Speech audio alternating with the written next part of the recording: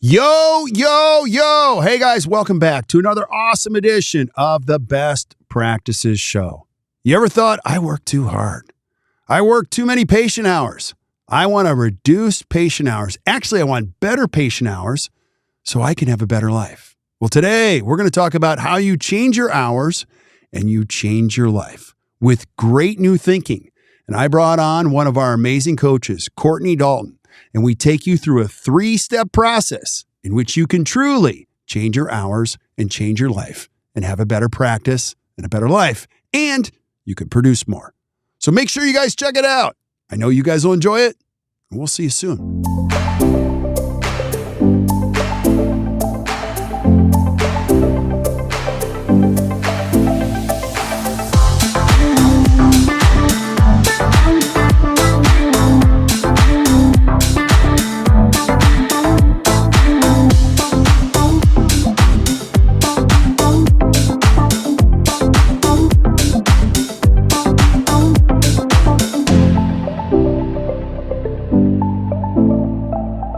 Hey guys, welcome back to the Best Practices Show podcast. You ever thought to yourself, I'm working way too hard, seeing way too many patients beyond these crazy hours, and I can't see an end? Well, today we're going to help you see a different way to practice in which you can enjoy your life because you can change your hours and change your life. And today I have one of our amazing coaches on, Courtney Dalton, who's going to help us think through that. Courtney, thanks for being on. I appreciate you. Thanks for having me. I'm excited. I'm excited too because you sent me this outline and I'm like, oh, this is one of my favorite things to talk about ever. And you can speak about it uniquely because you have not only been a coach, an amazing coach for us, but you also worked on dental teams and you've had extensive background working as a dental team member. So give our audience a little glimpse of who is Courtney Dalton? What do you do? Yeah. Well, sometimes I feel like, what don't I do, right? Between coach, mom, wife, all of the above.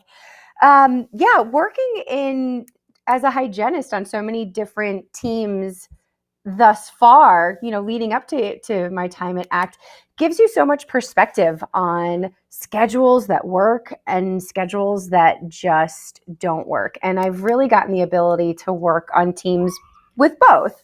Your typical 8 to 5, 9 to 5, and then your 7 to 3 or your 7 to 4. And there's a huge, huge difference. And I'm excited to kind of dive into that today. Yeah. Now, this is a big topic. It's one of my favorite. You coach a lot of practices. Let's talk about why this is so important. Why should I care, Courtney, about changing my hours? Yeah.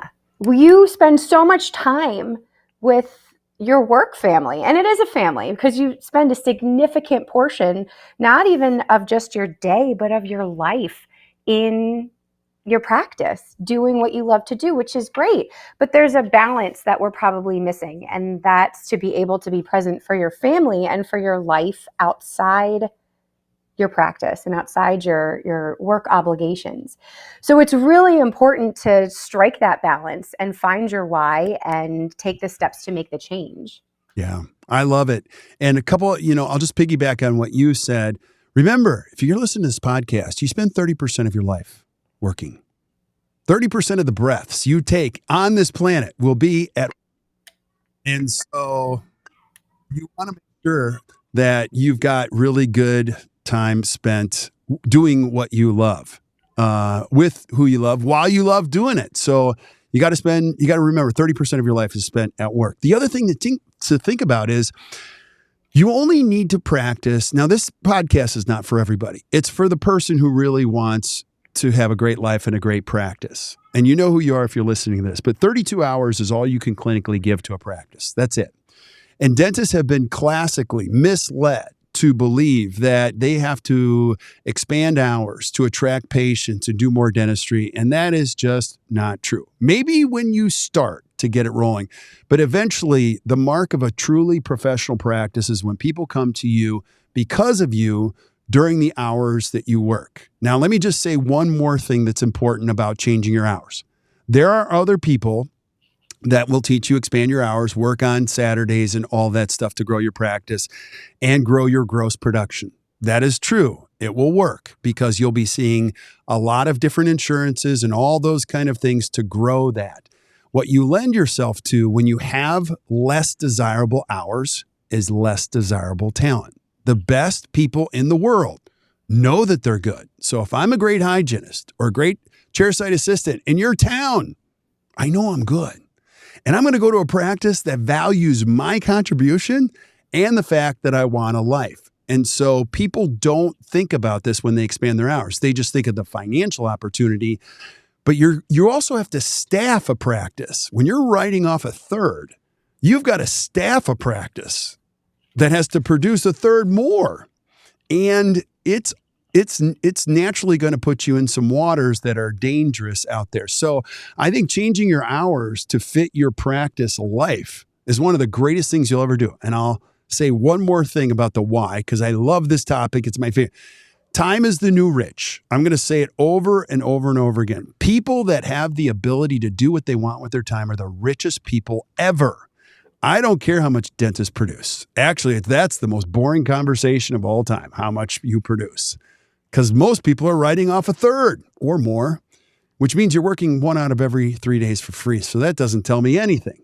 And so I think if you really want to change your life, you have to change your hours. Everybody has 24 hours. What separates the best from the rest is how you use those 24 hours. So wouldn't you agree, Courtney? Totally agree. And to your point, we just had an amazing ACT client post a photo on social media of her 3 beautiful daughters. And the caption said something along the lines of the gift of time. Isn't it wonderful to have this gift of time to be present for your family, for your kids? And I immediately jumped on, and I beat Christina to it, but I jumped on and I said, time is the new rich. This is what we fight for. And getting more hours in your day is the biggest victory because it puts you in such a healthier spot. Yeah. And we're going to talk about 3 concepts or 3 frameworks, and Courtney's going to take us through this. But let me just ask you, Courtney, you coach a lot of practices. How many practices have you coached that have changed their hours that have crashed? Knock on wood, but none of them. Why? No one's ever changed their hours and said, man, I wish I could work until 7 p.m. again. Right. Man, I wish I could come in at 9 a.m. on a Saturday in the summer. We don't see that. Maybe it's because we have really great clients, but I think it's really because our clients see the value in that shift. You don't want to be present. And really, you can't physically be present at work past those 32 hours. And for some, that's actually less, I think. We hit a wall at a certain point in the day, in the week, and we can't be our best selves. And if you're giving it all at work, then you don't have anything left in the bucket to give after those work hours. So is it hard to do it conceptually and physically? No, it's not. I could almost guarantee that every person listening to this show right now is like, oh, I would love to do that. Maybe where they're stuck is, how do I get there? Yeah. We can help. And we can help. So we're going to walk you through 3 steps on how to get there. And before we do that, let me remove some obstacles, which are self-imposed limitations. Your first thought is, if I change my hours, everyone's going to hate the fact that I have really good hours for my family, but not for them. Well, let me help you with one thought before we go on this road. No one is thinking about you. Nobody. Not one person in the world is thinking of it. Patients are concerned about one thing, themselves. Everybody's concerned about themselves. Their favorite subject is themselves. No one is looking at your hours going, I cannot believe this. They have changed their hours. Can you believe that? When you change your hours and you explain to them why, people will go, okay. And if somebody, here's a second thought. Don't get into the how.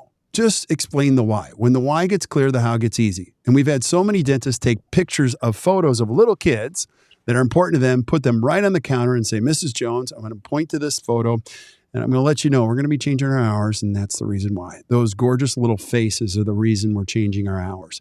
And people will get it. They will all get it. If they don't get it, I really wonder if this is somebody you should give up your dinner time for to serve. And the other thing, one more last thing, because I want this podcast to be helpful. You never tell anybody what you don't have. You only tell them what you do have. So when people say, can you see me at 8 p.m. at night? You don't go down that road. Say, Mrs. Jones, unfortunately, We cannot, but here's what we do have. We have early morning hours, and I can see you at 7 a.m. Let's see. I've got 7 a.m. next Tuesday. You see how I didn't even invite you into the conversation of why I don't have evening hours? Now, I can point to photos if you want to go down that road, but ultimately, we're going to stick to the why. When the why gets clear, the how gets easy. So, Courtney, take us down the road of the first concept. What do you suggest? So the first thing you have to do is make the balance of work and home life and personal life, make it a priority. You have to decide and commit that this is a change that you want to make and that you're ready to make. Work is important. It's always going to be there. So is your family. And although they'll be there, they're going to get a little older. Your kids are going to get older. Life moves on. Everything is going to change. So if you can find the balance between work and home and figure out how to be present for both, that's part one. And really, before you even get there, you have to decide that I'm ready to do this. This is for me, and I want to do it. Yeah. And I think that you have to choose what that schedule looks like based on what works for you and maybe even what works for your team. Take a few things into consideration. Yeah, you have to explain that because I'm big on the 7 to 3 without a lunch. Now, every state in the United States requires you to give a 1-hour lunch. So you have to look up your state law. We are not experts on the law, but you do have to comply with your state labor laws. And you can copy them straight from the state website and have a conversation, and you can get direction on that. You do have to comply. But once you decide if it's 7 to 3 without a lunch, or 8 to 4. You coach a team that's not too far from here, and they didn't like the 7 to 3. They went with a different configuration. What did they decide? They did. They decided 8 to 4. And here's why. They're a big team. They have 4 doctors, a lot of wonderful hygienists, a lot of great assistants, admin, great team. 7 to 3 didn't work for them. The doctors are very passionate about family, their own and their teams. And they have a lot of parents that are on the team. And something that they thought about in regards to changing hours was our team is going to be able to be present for either school drop-off or school pickup.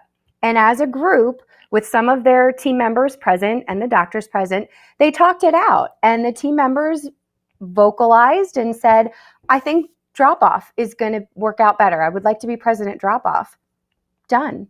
8 to 4 was agreed. It was presented. It had input from the team, input from the doctors, and they start that change in about 4 weeks. And I'm so excited for them. And Kirk, you said something else that I thought was really wonderful, and I'd like to elaborate on it a little bit. When you said changing the hours isn't going to be right for all of your patients. And I agree. And here's what happens in that very same practice. A patient was finishing their hygiene appointment and they were getting scheduled, and this particular patient wanted that 6 p.m. time slot. So they have one day a week where they work until 7 o'clock at night. And this was a patient that wants the 6 o'clock time frame. And this patient did not want to schedule. He didn't want to hear about the value. He didn't, just saw that I can't get my 6 o'clock. I'm not going to schedule. So the hygienist walked him up to the front. And of course, there was still conversation. There was the doctor exam. There was still business as usual. By the time that patient got from the hygiene chair up to the front desk, the hygienist told the team member that was checking the patient out that he's decided that our new hours don't work for him. And that patient put his hand up and stopped her and said, you know what, just give me the last appointment of the day. Give me the 3 o'clock. I'll make it work. Sometimes they just need to sit on it for a little bit and decide, you know what, I do value your services. You are wonderful. I will make it work. Yeah. I think that's amazing. It's amazing, Courtney. And I think those stories help us illustrate this whole thing. A couple other things I'll just piggyback on is you don't want to be everyone's dentist. You have to make that decision. Nobody wants to be everyone's dentist. You have to figure out who you're going to serve. And at the same token, you got to pay attention to your energy. I'm getting older now. I can't even talk after 4:30. It's a mumbling, but there's a certain amount of work that you do that declining efforts happen after that. And what it does is it even becomes more declining if you're working into the evenings. And so we all get this window with our kids, and that's it. I know we're going to talk about this, but one of the best things one of my mentors ever said to me was, you only get 16 summers. That's all you get with your kids. And my first thought was, that's terrible. Why would you say that? He said, because it's true. You get 16. That's all you get. Make sure you utilize them. And what's so cool, if you're listening to this podcast, we're in dentistry. There's no rules. There's none. You can have whatever hours you want. You can finish whenever you want. And patients don't want to leave work. You can say, listen, let's get you started early in the morning and we'll minimize your time away from work. And you could probably be at work by 9 or 10 a.m. All you have to do is believe you can do it, and you'll find that people will follow you. Courtney, what's the second concept? I love this. So once you decide that you're going to make the change and you do make that change, now you need to protect it. Protect your schedule. I am a big fan of intentionally blocking your schedule. This does so many things for productivity, for predictability, for balance. It is absolutely the way to go, especially when you're thinking about adjusting your hours, starting earlier, finishing earlier. Once you've set whatever your hours are going to be, carve out your schedule, because you want to make sure that we're going to hit our production numbers, which, side note, you will. Yes. You will. And you want to make sure the patient flow is still going to work for your practice between restorative side and hygiene side. So you really have to protect the hours and stick to what those blocks are going to be in order to ensure predictability and productivity. Yeah, because the doctor is the number one person that screws everything up. And let me just speak about some statistics. If you go 7 to 3 or 8 to 4, you can't have people staying around an extra hour to shut down because you'll just burn them out. People can't stay until 4:30 to shut down the computer. And I'm joking, but I'm not joking when I say this. The last 2 patients in hygiene, conversation's got to sound like this. Mrs. Jones, best we know your fee for today is this. Let's get that taken care of right now because we're going to walk to our cars together. Now, you might not say exactly that, but the point is we got to protect it with all costs. The doctor will screw this up constantly.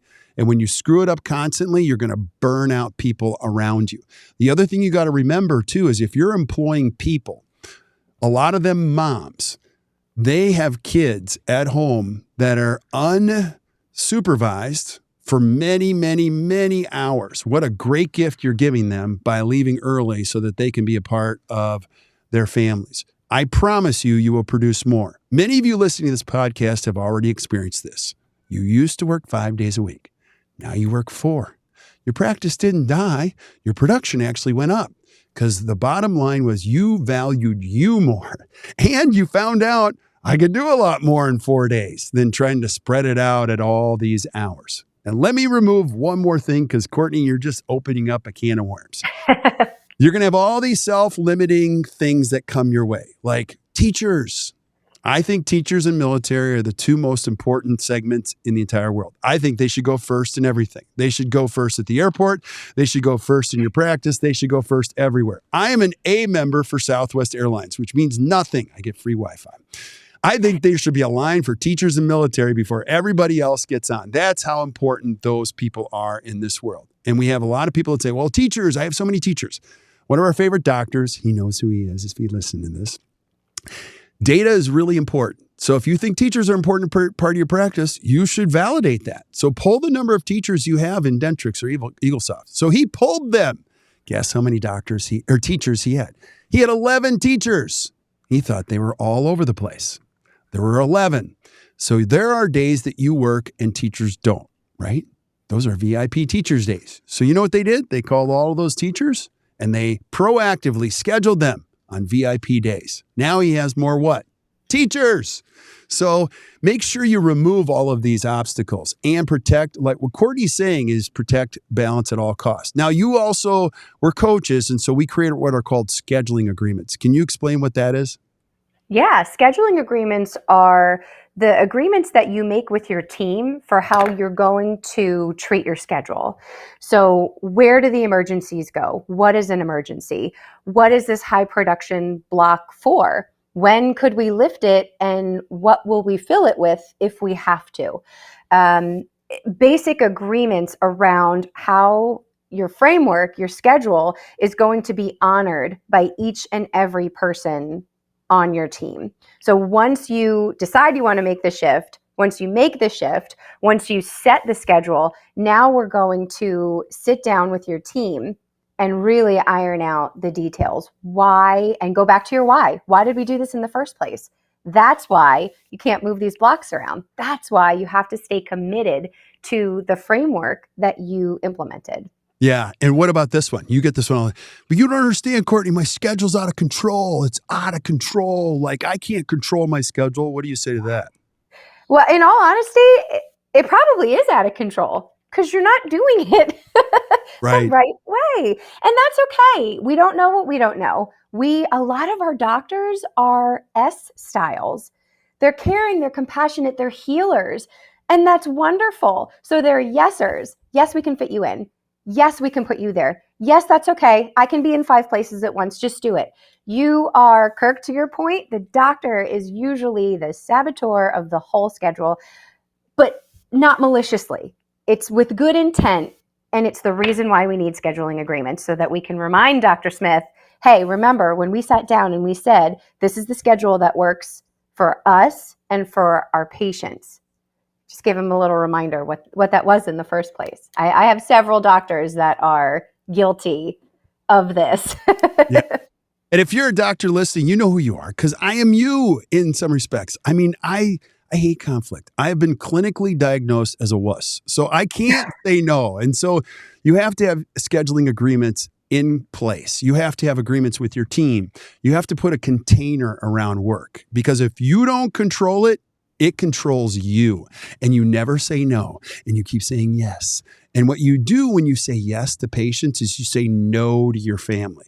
And you say, I'm working so hard for you guys. And your family says to you one day, oh, thank you so much for working so hard for us. We don't see you.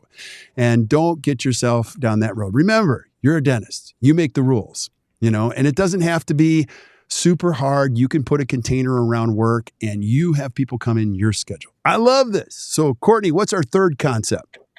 So the last one, once you make the balancing of your schedule a priority, protect it, set up your agreements. Now run, don't walk, don't ever look back. Be super excited that you're never going to regret making this change. There will never come a day when you say, boy, I wish I worked till 7:00 on a Tuesday and I could miss T-ball, or I could miss volleyball, or I could miss the school concert.